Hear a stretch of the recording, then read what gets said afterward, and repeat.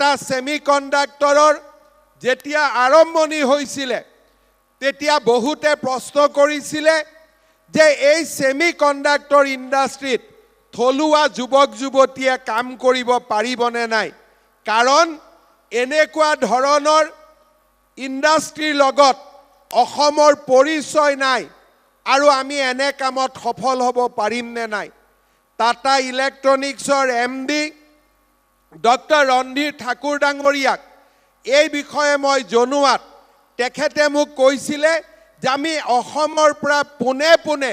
1000 ছোৱালীক আমি লৈ যাম আৰু য'ত এনে ব্যৱস্থা চলি আছে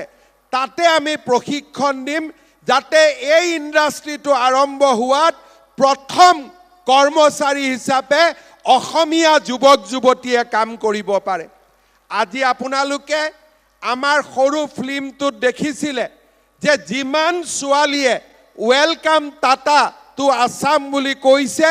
তেওঁলোকে হুচুৰত কাম কৰি আছে আৰু গোটেই কেইজনী অসমীয়া ছোৱালী আৰু যিদিনাখন এই জাগিৰোডত এই উদ্যোগ হ'ব তেওঁলোক অসমলৈ উভতি আহিব আৰু অসমক কৰ্ম উদ্যমিত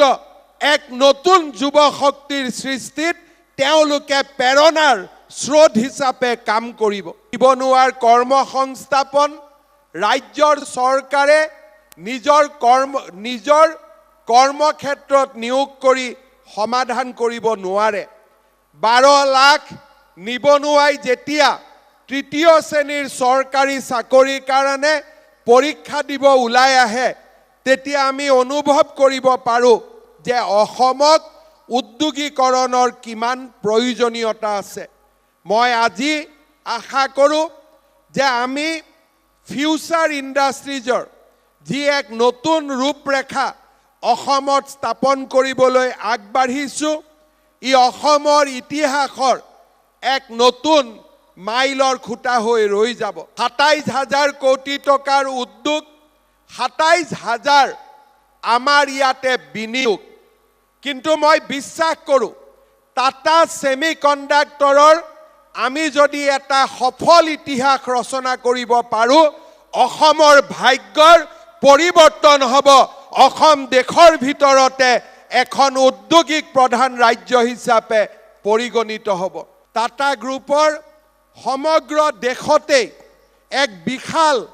সাম্ৰাজ্য আছে দেশৰ বাহিৰতো লণ্ডনত টাটা কোম্পানীয়ে মটৰ গাড়ী নিৰ্মাণ কৰে যোৱাকালি মই ঝাৰখণ্ডত আছিলোঁ জামশেদপুৰত টাটাৰ যি নগৰ তাক নেদেখিলে কোনেও বিশ্বাস কৰিব নোৱাৰে মাটিৰ অভাৱ নাছিল অকল তাতেই মই দেখি আহিছিলোঁ 7000 হেক্টৰ মাটি টাটা গ্ৰুপৰ লগত আছে এই উদ্যোগ স্থাপন কৰাৰ বাবে ভাৰতৰ বিভিন্ন চুকে কোণে গৈ যিকোনো প্ৰদেশত টাটা গ্ৰুপে এই ইণ্ডাষ্ট্ৰী স্থাপন কৰিব পাৰিলেহেঁতেন তেওঁলোকৰ বাবে সুযোগ আৰু সুবিধাৰ অভাৱ নাছিল অসম চৰকাৰে যিখিনি সহযোগিতা কৰিছে তাতকৈ দুগুণ সহযোগিতা কৰিব পৰা ভাৰতৰ আন বহুতো ৰাজ্য আজিও অগ্ৰণী ভূমিকা লৈ আছে ইয়াৰ পিছতো আমাৰ জননী জন্মভূমি এই আই অসমীৰ বুকুত টাটা গ্ৰুপে সেমিকন্ডাক্টৰ ইণ্ডাষ্ট্ৰী নিৰ্মাণ কৰিবলৈ যি আগবাঢ়ি আহিলে মই ভাবোঁ আই অসমীৰ বাবে ইয়াতকৈ গৌৰৱৰ দিন একোৱেই